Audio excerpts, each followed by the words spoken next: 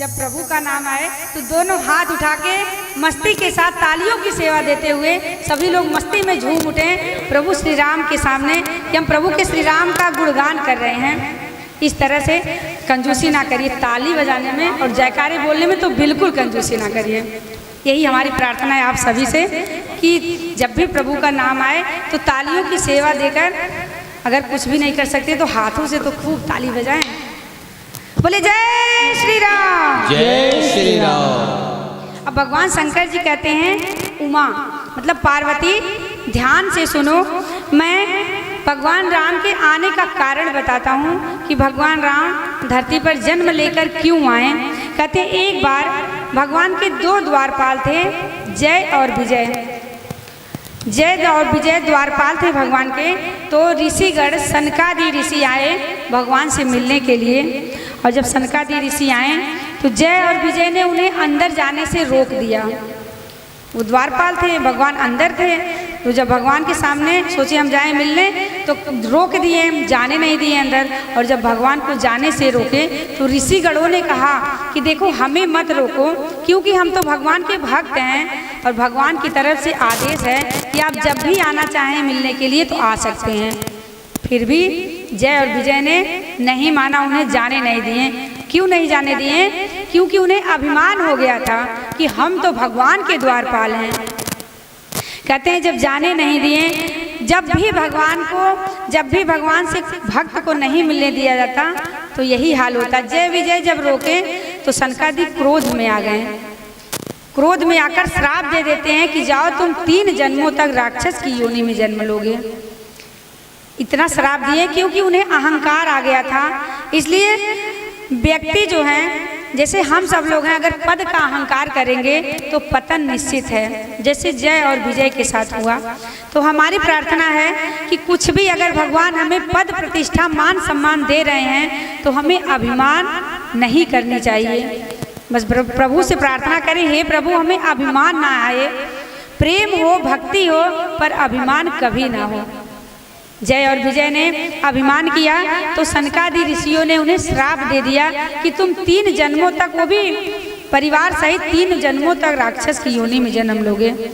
अब बड़ी घबराए जय और विजय। भगवान आए बाहर तो देखते हैं जय विजय को श्राप मिल गया। जय विजय चरणों में गिर पड़े, हे प्रभु अब मेरा उद्धार कैसे होगा। तब श्री राम जी ने कहा कि आप सब घबराओ नहीं, मैं 3 जन्मों तक मनुष्य का अवतार लेकर आऊँगा और तुम्हारा उद्धार करूँगा। कहते हैं कि वही जो राक्षस बने थे वो सतयुग में वही हिरण्य और हिरण्यकश्यप बने हैं, और त्रेता युग में रावण और कुंभकर्ण बने हैं, और वही जय विजय द्वापर युग में शिशुपाल और दंतवक्र बने हैं। और भगवान 3 जन्मों में आकर उन तीनों लोगों का उद्धार किया। भगवान आए हैं और राक्षस, क्योंकि उन्हें राक्षस बनना पड़ा, भगवान के द्वारपाल थे इसलिए उनको आना था, उनका उद्धार ही करना था। तो इस कथा से हमें ये सीखना चाहिए कि हम कभी कितने भी धनवान हो जाएं, पद प्रतिष्ठा हो जाए, पर अहंकार कभी ना आए। ये रामचरितमानस हमें सिखा रही है, ये हमें बता रही है कि अभिमान कभी ना करें। चाहे जितने भी पद प्रतिष्ठा मिले, कितना भी धन दौलत मिले, कुछ भी मिले, ये तो सब भगवान का दिया हुआ है। हमारा अपना क्या है? वो जिस क्षण चाहें वो अपना वापस ले सकते हैं। इसलिए हमें अभिमान नहीं करना चाहिए। जिस दिन हमें अभिमान हो जाएगा उस दिन पतन का रास्ता, दरवाज़ा खुल जाएगा, उधर हम पतन की तरफ चले जाएंगे। अब वही जय विजय के साथ हुआ, क्योंकि करता तो हम नहीं, करता तो भगवान है। जो करेंगे वो भगवान करेंगे, जो दिए हैं वो भगवान ही दिए हैं, तो हम किस बात का घमंड करें। ये शरीर जो मिला है ये भी उन्हीं का दिया हुआ है, जिस क्षण चाहेंगे वापस ले लेंगे। इस शरीर का क्या घमंड, ये कब साथ छोड़ जाए कोई भरोसा नहीं है। अगर भगवान ने हमें धन दिया है तो उस धन का सदुपयोग करें, दुरुपयोग कभी ना करें। जब दुरुपयोग करने लगेंगे ना तो भगवान वापस भी छीन लेते हैं। जैसे देना जानते हैं वैसे वापस लेना भी जानते हैं। अब इसलिए अहंकार ना करें। कहते हैं कि मैंने कुछ नहीं किया, जो करते हैं वो आप करते हैं। जब ये हमारे अंदर ये भाव आएगा कि हमने कुछ नहीं किया, वो सब आप कर रहे हैं, तब कभी अहंकार नहीं होगा। जब ये भाव बना रहेगा कि हमने कुछ नहीं किया, वो सब आप कर रहे हैं, तो अहंकार नहीं आएगा। इसलिए भगवान के चरणों में यही प्रार्थना करें कि हमने कुछ भी नहीं किया। मेरा आपकी कृपा से सब काम हो रहा है। मेरा आपकी कृपा से सब काम हो रहा है। मेरा आपकी कृपा से सब काम हो रहा है। करते हो तुम करैया, मेरा नाम हो रहा है। करते हो तुम करैया, मेरा नाम हो रहा है। मेरा आपकी कृपा से सब काम हो रहा है। मेरा आपकी कृपा से सब काम हो रहा है। करते हो तुम करैया, मेरा नाम हो रहा है। करते हो तुम करैया, मेरा नाम हो रहा है। मेरा आपकी कृपा से सब काम हो रहा है। मेरा आपकी कृपा से सब काम हो रहा है।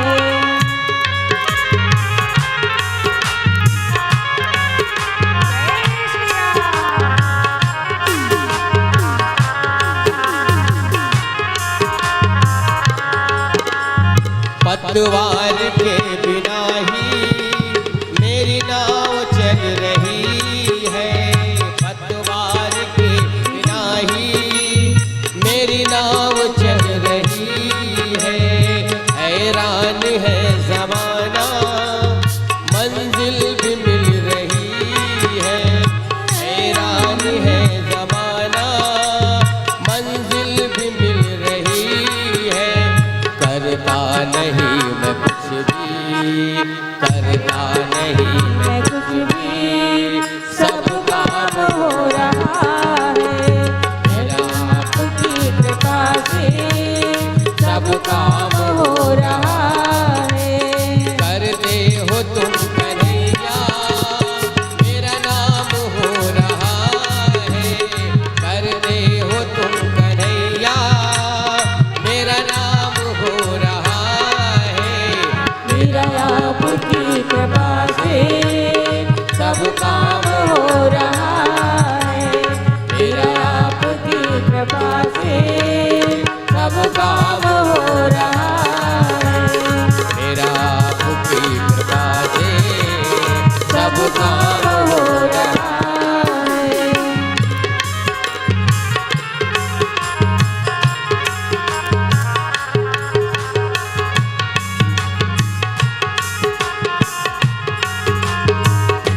दोनों हाथ ऊपर करके तालियों के साथ जय श्री राम। मेरी जिंदगी में तुम हो, किस चीज की कमी है। मेरी जिंदगी में तुम हो, किस चीज की कमी है। मुझे और अब किसी की परवाह भी नहीं है। मुझे और अब किसी की परवाह भी नहीं है। तेरी बदौलतों से, तेरी बदौलतों से सब काम हो रहा है। मेरा आपकी कृपा से सब काम हो रहा है। करते हो तुम कन्हैया, मेरा नाम हो रहा है। करते हो तुम कन्हैया, मेरा नाम हो रहा है। मेरा आपकी कृपा से सब काम हो रहा है। मेरा आपकी कृपा से सब काम हो रहा है। मेरा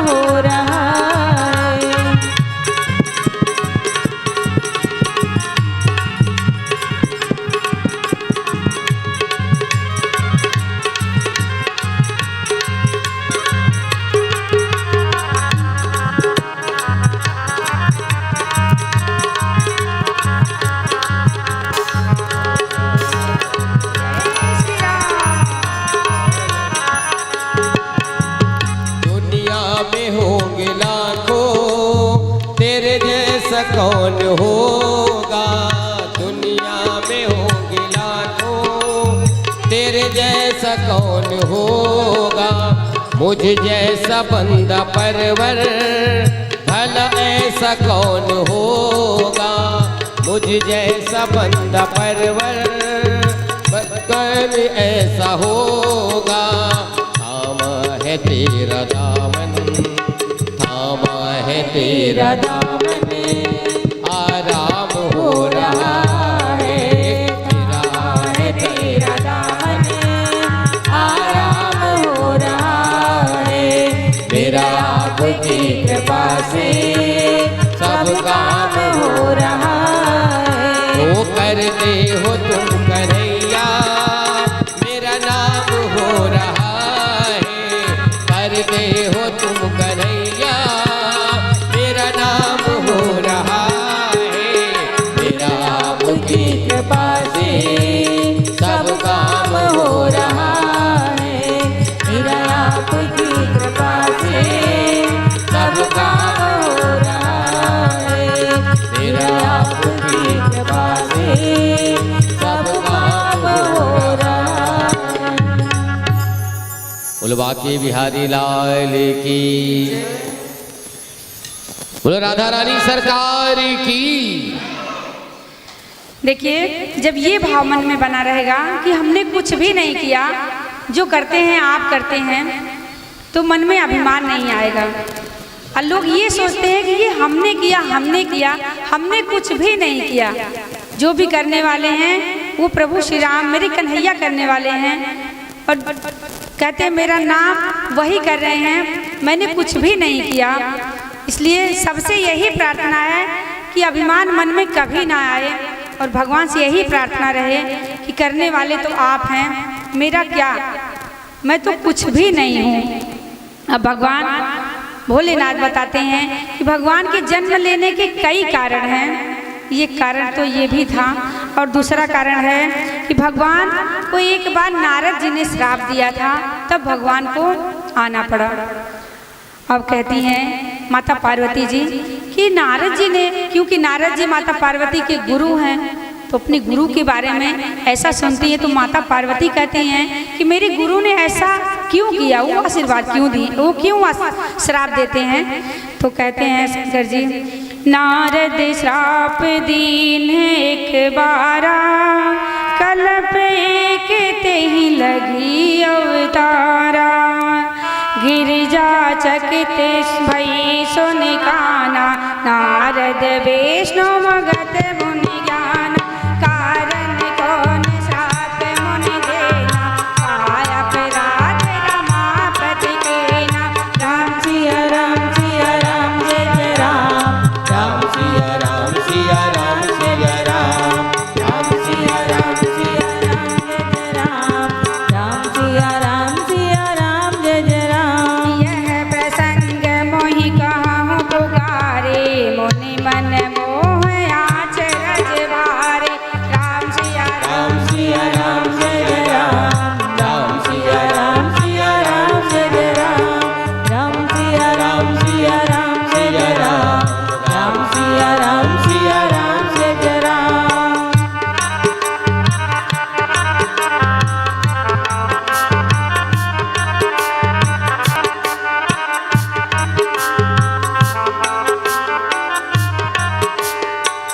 माता पार्वती जी तो आश्चर्यचकित हो गई और कहती हैं कि प्रभु हमें, मैं तो बहुत आश्चर्य में हूँ, मुझे कृपा करके बताइए विस्तार से कि क्यों नारद जी ने क्यों श्राप दिया, ऐसा कौन सा अपराध कर दिया था रमापति, मतलब भगवान जी ने ऐसा कौन सा अपराध कर दिया।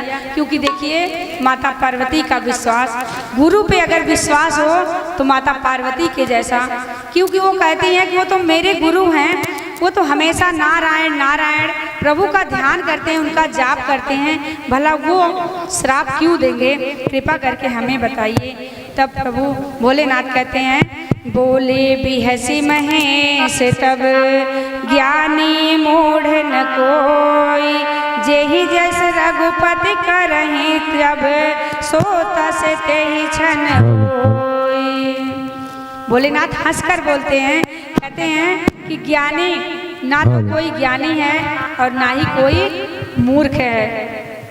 भगवान जिसे जिस क्षण बनाना चाहें वो उसी क्षण ज्ञानी हो जाता है, और भगवान जिस क्षण उसे मूर्ख बनाना चाहें वो मूर्ख हो जाता है। इसलिए ज्ञानी और मूर्ख कोई नहीं है, सब भगवान की कृपा है। कहते हैं नारद जी ने श्राप दिया, इसलिए भगवान को आना पड़ा। और दूसरा कारण भोलेनाथ बताते हैं कि एक बार मनु और शत्रुपा के बारे में, मनु और शत्रुपा के बारे में बताते हैं कि जो निर्गुण निराकार जन्म रहित सच्चिदानंद भगवान हैं, उनको एक बार आना पड़ा। क्यों आना पड़ा? क्योंकि मनु और शत्रुपा जी ने घोर तपस्या करी थी, घोर तपस्या करी थी, तब उन्हें भगवान को प्रकट करी। कहते हैं भक्त भगवान को भी प्रकट कर सकते हैं। बहुत पहले की बात है, सृष्टि की जब निर्माण हुआ था, स्वयंभू मनुवरु शत्रुपा जिनते भय नर श्रेष्ठ अनुपा, दंपति धर्म आचरण निका, अजहु गाव श्रुत जिन कैलेका।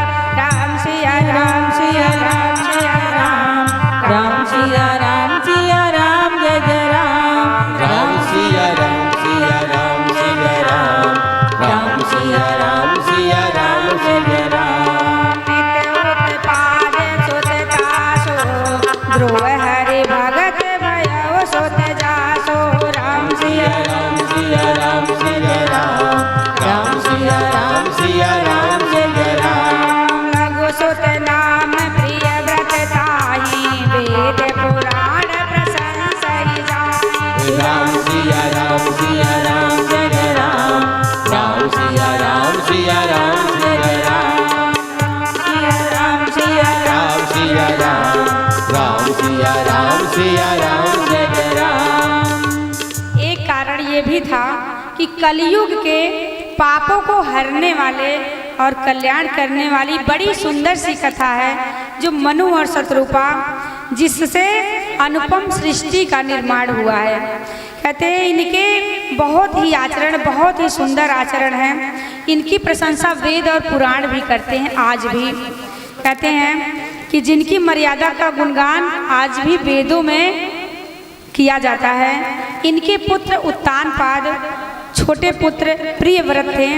इनके यहाँ पर ध्रुव जैसे भक्त भी पैदा हुए थे। कहते हैं कि जिनकी प्रशंसा वेद पुराण में की जाती है, ध्रुव जी की प्रशंसा आज भी है। कहते हैं इनकी 3 पुत्रियाँ थीं, एक देवहूति, प्रसूति, आहुति। 2 पुत्र 3 पुत्रियाँ थीं। सब राज्यपाट संभालते थे। पर एक दिन क्या हुआ, इनका मनु और शत्रुपा को रहते हुए बुढ़ापा आ गया। अब उनके मन में बहुत ही दुख हुआ कि ये जीवन व्यर्थ ही चला जा रहा है और प्रभु हरि से मिलना नहीं हो पा रहा है।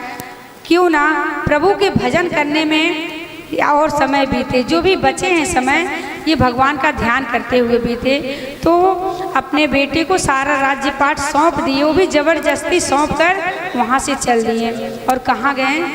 वो नेमी सारण धाम में आकर, जहाँ आज हम लोग बैठकर प्रभु श्री राम की कथा सुन रहे हैं, वहाँ पे आकर मनु और शत्रुपा तपस्या करें।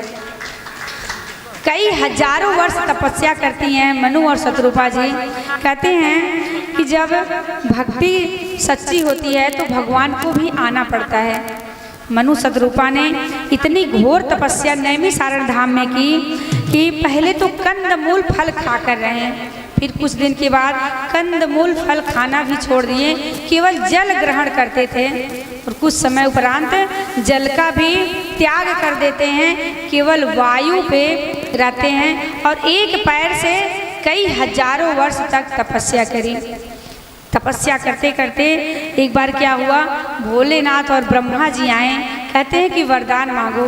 फिर कहते हैं कि नहीं, मैं तो नारायण आएंगे तभी मैं वरदान मांगूंगा।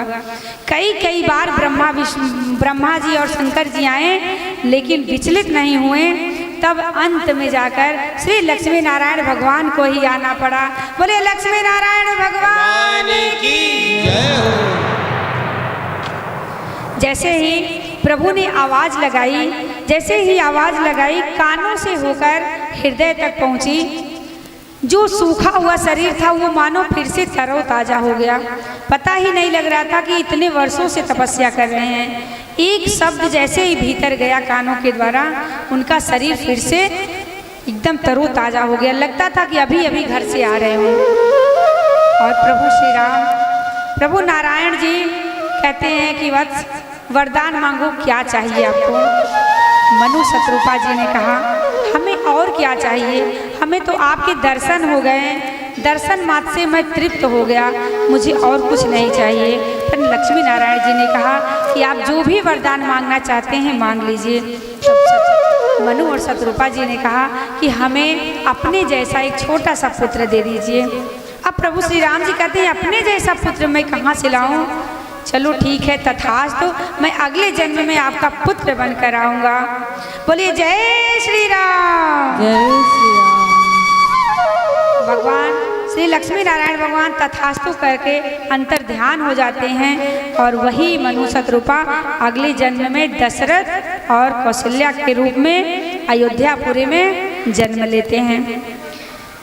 कहते हैं कि भगवान के आने का एक कारण ये भी था कि भगवान मनु और शतरूपा की तपस्या के कारण भगवान दर्शन दिए और उन्हें राम के रूप में अवतार लेना पड़ा। भोलेनाथ कहते हैं भगवान के आने के कई अवतार हैं। एक बार प्रताप भानु राजा नाम के राजा थे, जिनका इस संसार पे सिर्फ उन्हीं का राज्य चलता था और किसी का राज्य नहीं था। बहुत बड़े धर्मज्ञ राजा, बड़े प्रतापी राजा थे।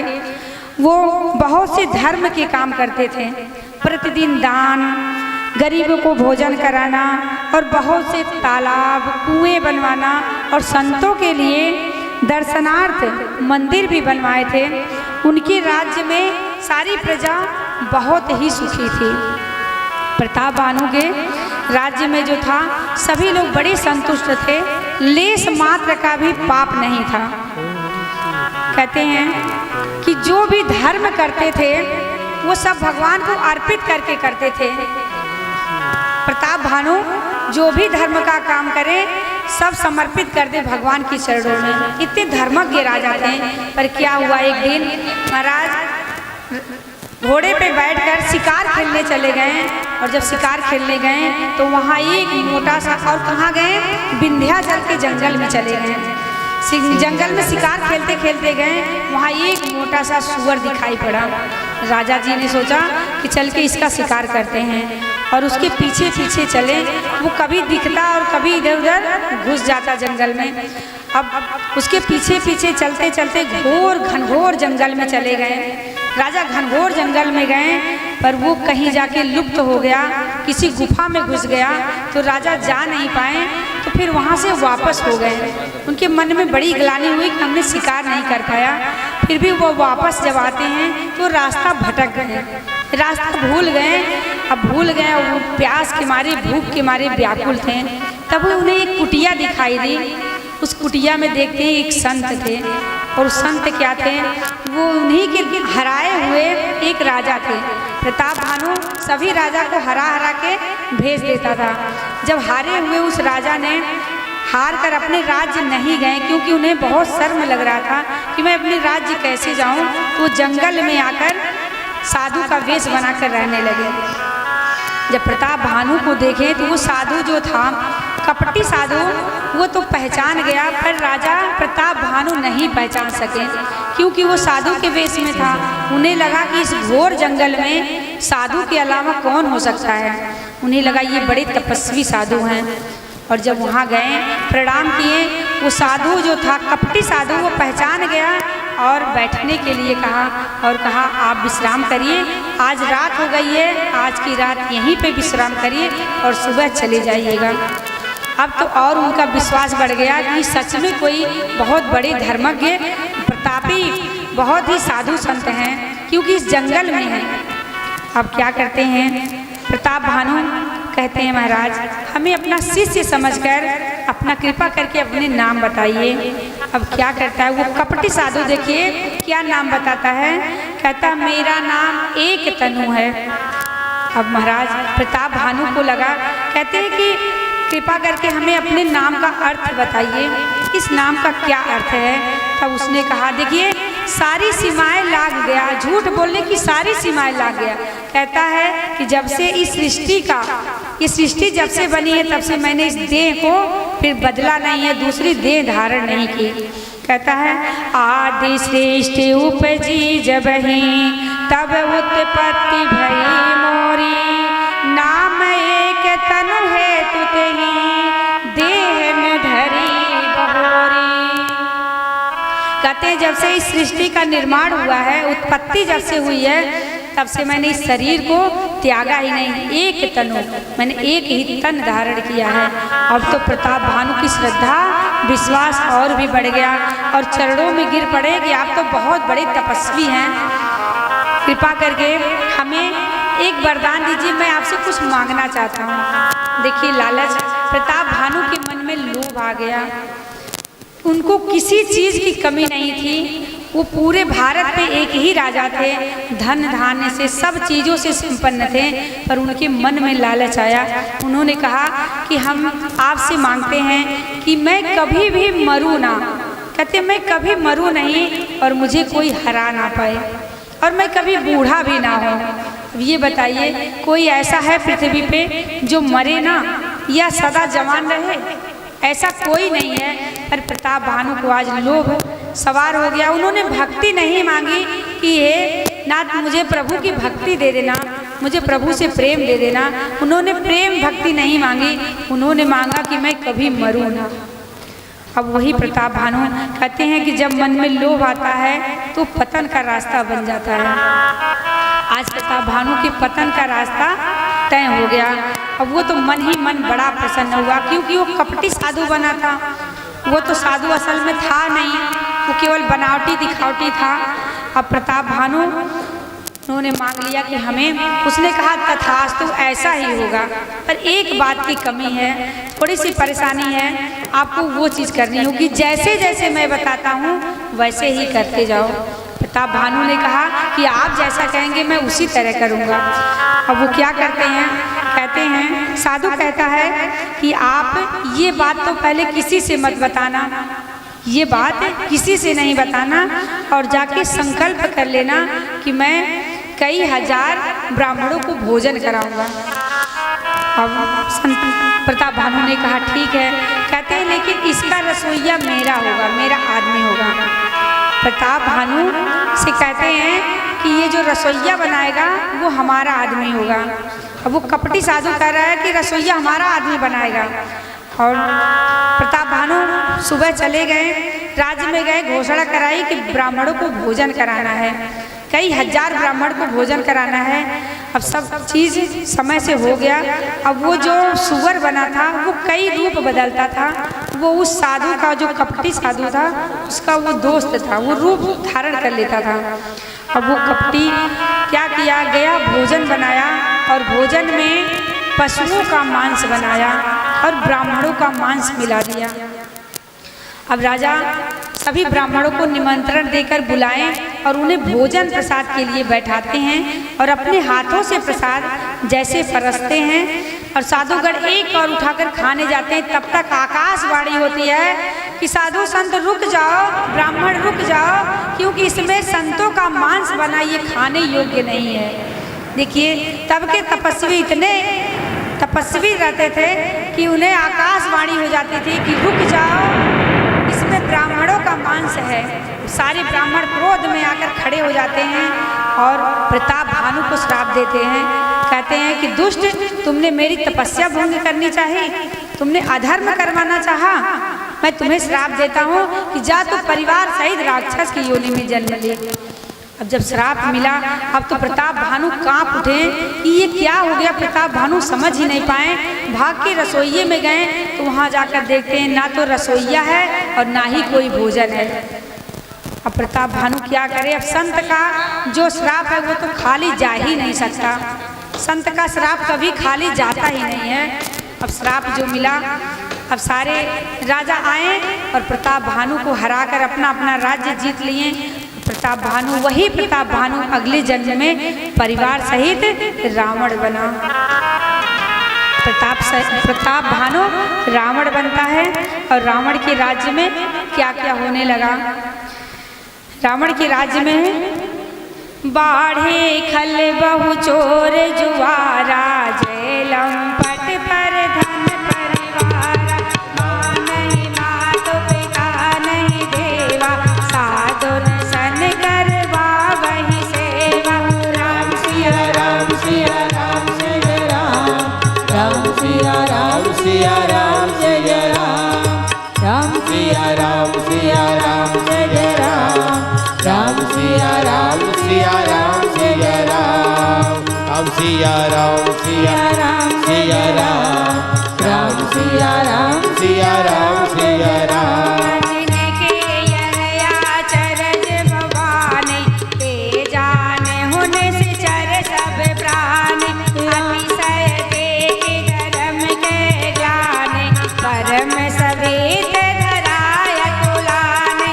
राम सिया राम जय राम, राम सिया राम जय राम, राम सिया राम जय राम, राम सिया राम जय राम, राम सिया राम सिया राम, राम सिया राम सिया राम।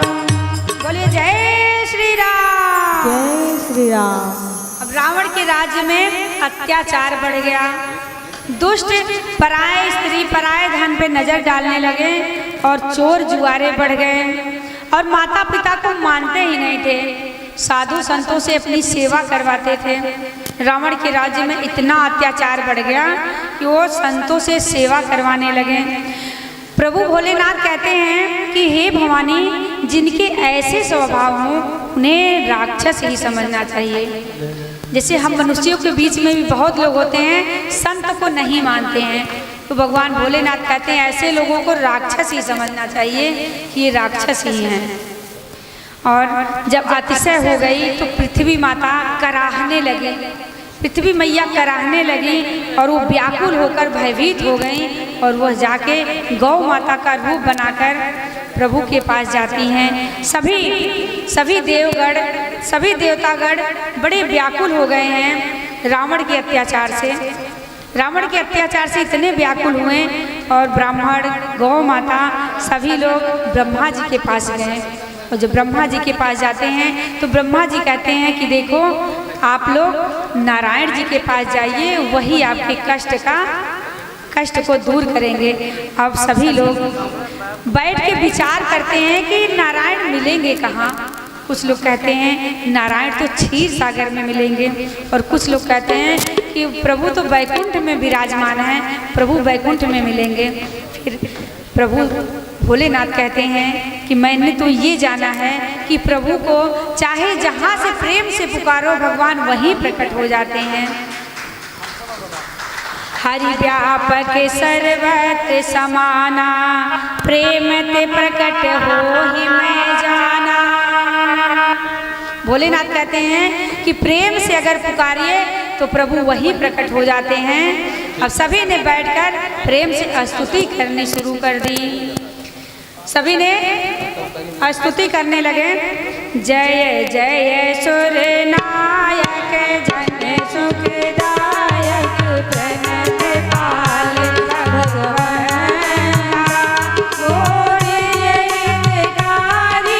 जय सुरारी, सिंधु सुता प्रिय पालन सुर धरणी, अद्भुत करने मरम न जाने कोई, जो सहज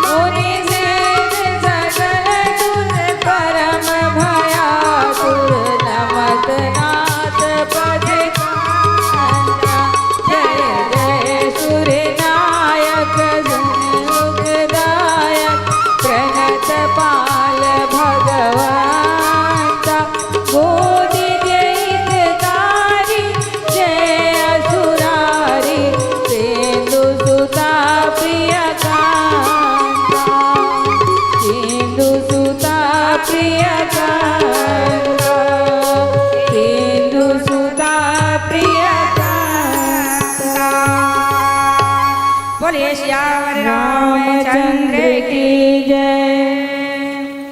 जैसे सबने मिलकर स्तुति करी तो आकाशवाणी हुई कि मुनि देवता आप लोग घबराइए नहीं, मैं मनुष्य का अवतार लेकर प्रकट होऊंगा और अयोध्या नगरी में श्री राम के रूप में अवतार लूंगा, सभी का कष्ट दूर करूंगा। बोलिए जय श्री राम। जय श्री राम। प्रभु ने कह दिया कि हम चारों भाइयों के रूप में अवतरित होऊंगा। अब महाराज दशरथ जी और कौशल्या माता अयोध्यापुर में प्रकट हो चुके हैं। बहुत समय बीत गया, बहुत समय बीत गया, उनका बुढ़ापा आ गया, पर उन्हें अभी एक भी संतान नहीं हुई। भगवान ने तो कहा कि हम आएंगे, पर इनका बुढ़ापा आ गया, अभी तक संतान की उत्पत्ति नहीं हुई। तो उनके मन में बहुत गलानी हुई कि हमारी कोई संतान नहीं है। एक बार भूपति मन माही भय गलाने मोरे। राम सिया राम जय जय राम। राम सिया राम जय जय राम। गृह गया तुरंत महिपाला, चरण लागे कर विनय विशाला। राम सिया राम जय जय राम। राम सिया राम जय जय राम। निज दुख सुख सब गुरु ही सुनायो, कहीं वशिष्ठ बहुविध समुझायो। राम सिया राम जय जय राम। राम सिया राम जय जय राम। धरहु धीर हुई है सुत चारी, मृगस सहित मुनि भगत भयहारी। राम सिया राम जय जय राम।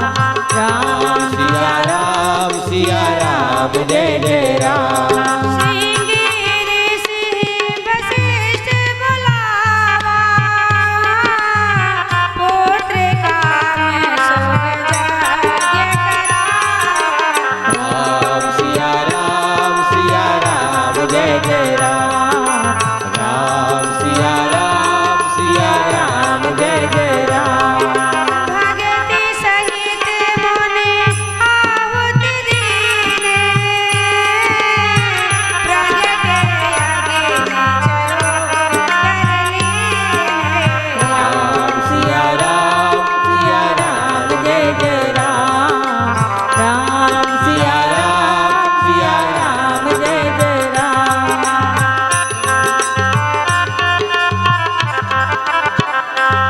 अब प्रभु महाराज दशरथ जी, उनके मन में बहुत ही ग्लानि हुई कि हमारी कोई संतान नहीं। वो तुरंत उठे और गुरु की शरण में गए, क्योंकि हमारे कोई भी कष्ट हो तो गुरु ही हमारे कष्ट का निर्वाण करते हैं, वो समाधान वही बताते हैं। तो गुरु के पास जाते हैं तो अपना दुख और सुख सब सुनाया, दुख और सुख सब कुछ सुनाते हैं और कहते हैं कि गुरुजी हमारी कोई संतान नहीं है।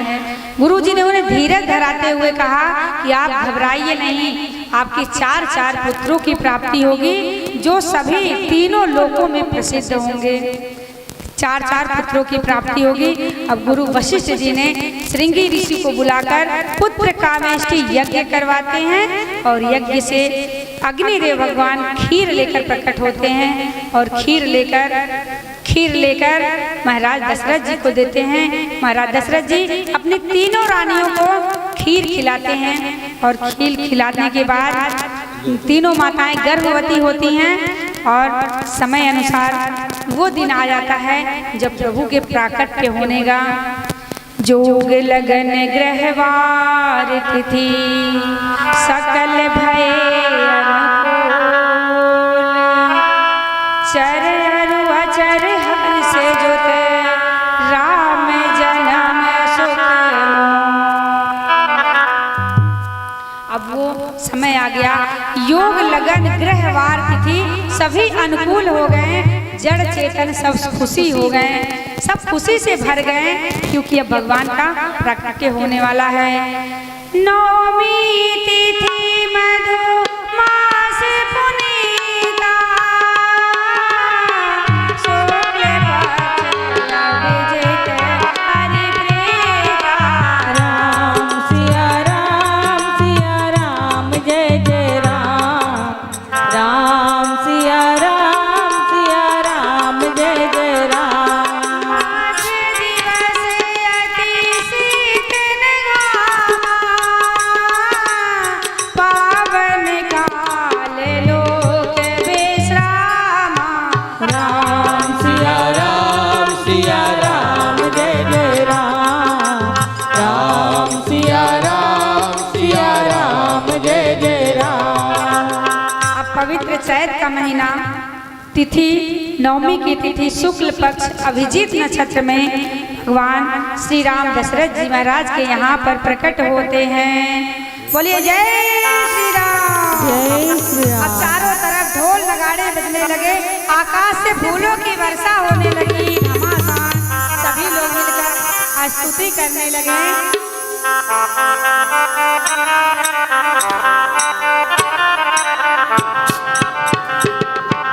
जय जय सुर नायक जन सुखदायक, प्रणत पाल भगवंता, गोद जय हितकारी, जय असुरारि सिंधु सुता प्रियकर।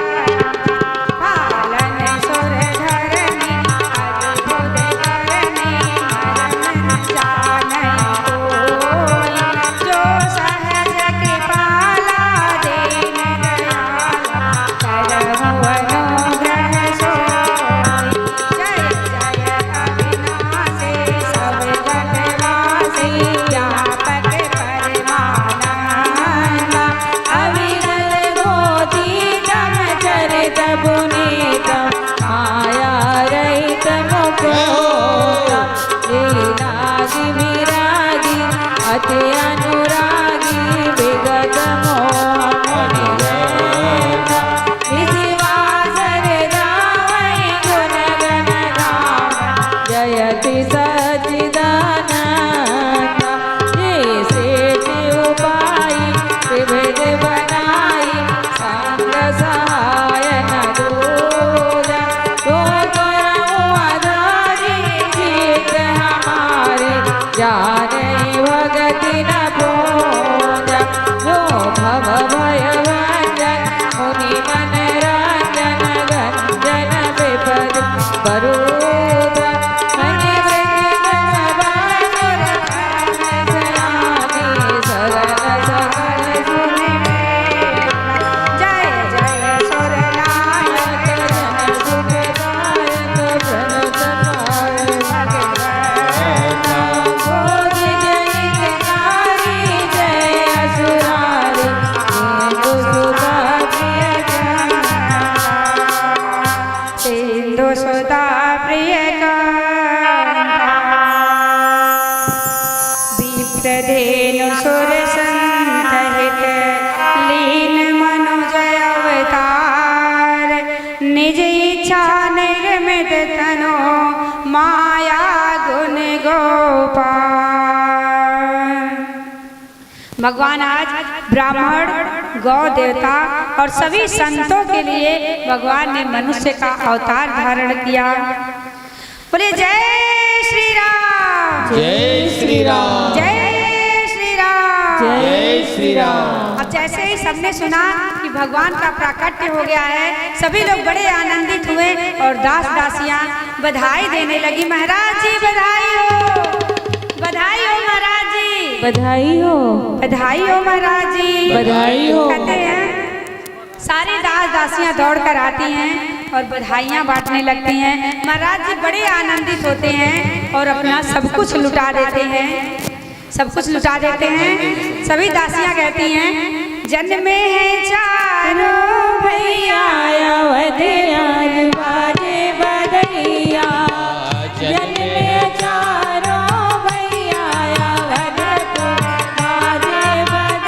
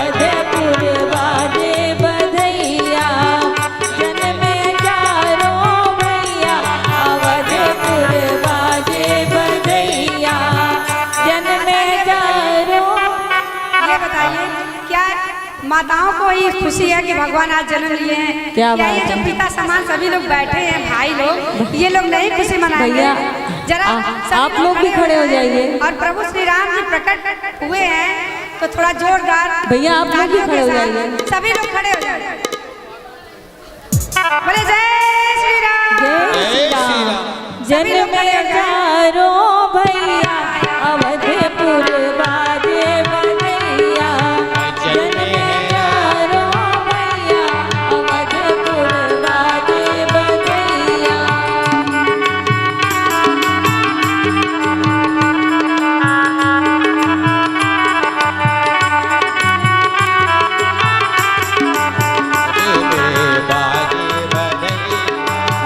कौन लुटावे अने धन सोनवा, कौन लुटावे अने धन सोनवा, कौन लुटावे धेनु गैया अवधपुर बाजे बधैया। कौन लुटावे रुपैया अवधपुर बाजे बधैया। जन्म लियो है गैया अवध बाजे बधैया। जन्म लियो चारो भैया अवधपुर बाजे बधैया।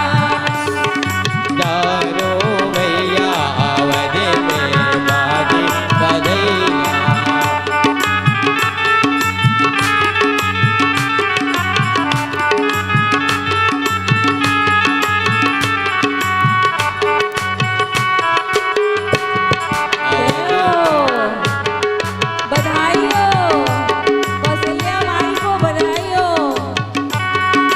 बधाई हो माता राजा लुटावे अने धन सोनवा। लुटावे अने धन सुनवा, राजा लुटावे अने धन सुनवा, राज लुटावे अने धन सुनवा। रानी धेनु जय हो। अवधपुर बाजे बधैया। रानी धेनु गैया अवधपुर बाजे बधैया। जन्म चारो भैया अवधपुर बाजे बधैया। जन्म चारो भैया अवधपुर बाजे बधैया।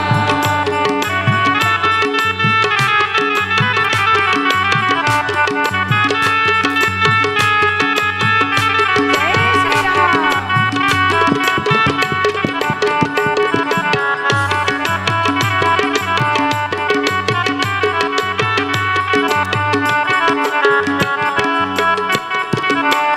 घर घर ढोल नगाड़े बाजे। घर घर ढोल नगाड़े बाजे। और बजे शरणैया अवधपुर बाजे बधैया। अवधपुर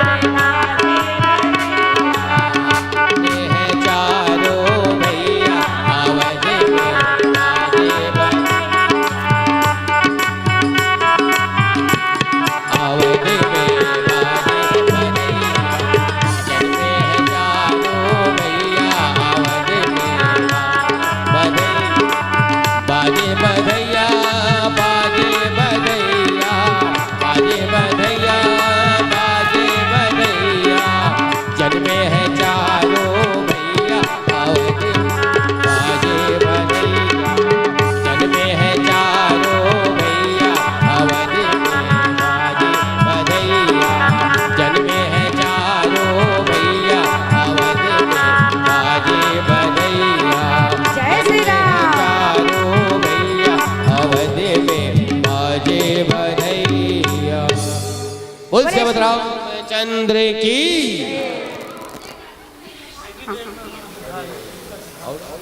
बोली श्यावर रामचंद्र की, पवन सुत हनुमान की।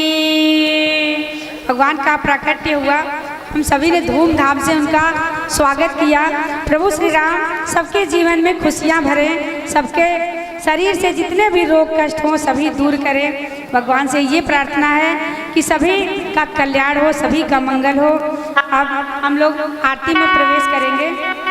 सभी आगे की लोग- कथा कल राम जन्म के बाद की आगे की कथा सब कल लोग- राम विवाह का उत्सव मनाया जाएगा। हम सभी लोग बड़े प्रेम से भगवान राम के विवाह का उत्सव मनाएंगे। कल भगवान का विवाह होगा और हम सभी लोग प्रेम से समय से आकर इसी तरह बड़े प्रेम से भगवान की कथा सुनेंगे। आप सभी का बहुत बहुत धन्यवाद।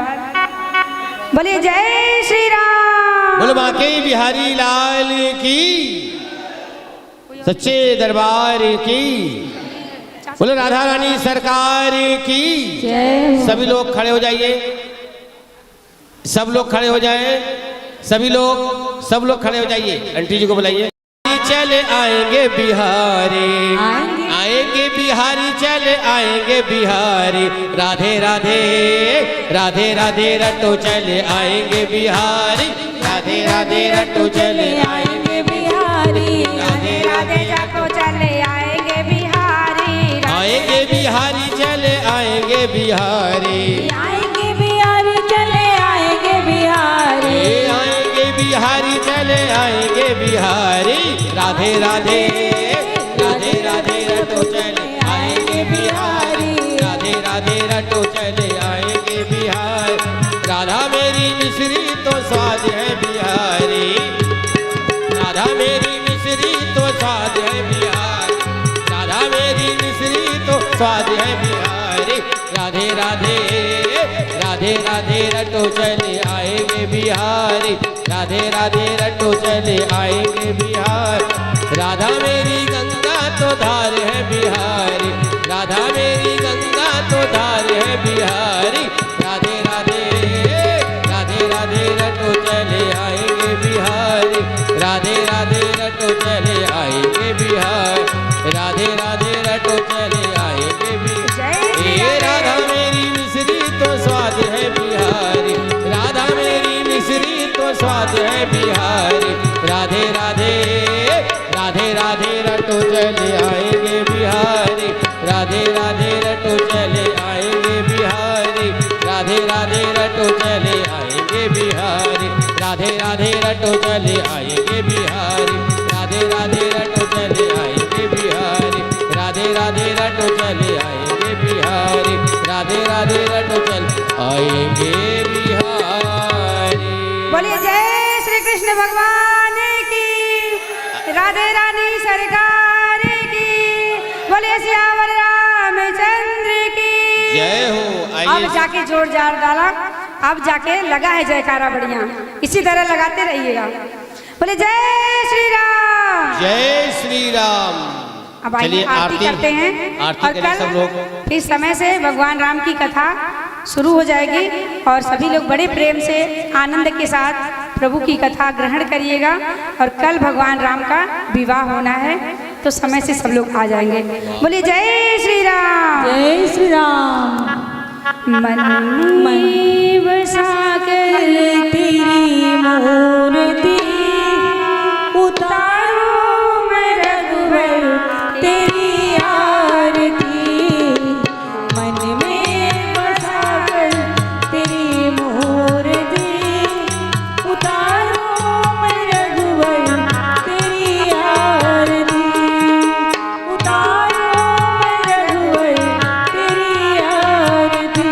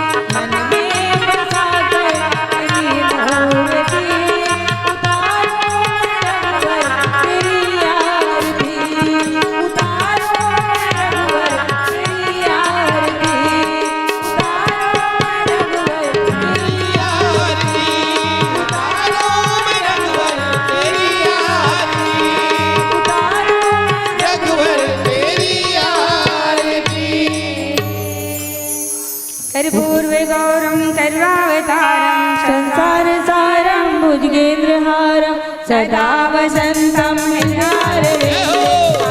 भवानी सहितं नमामि त्वमेव माता जननी त्वमेव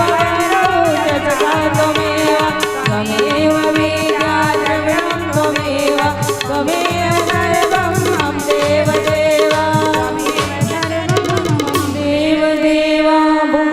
बोलिए सियावर रामचंद्र की जय।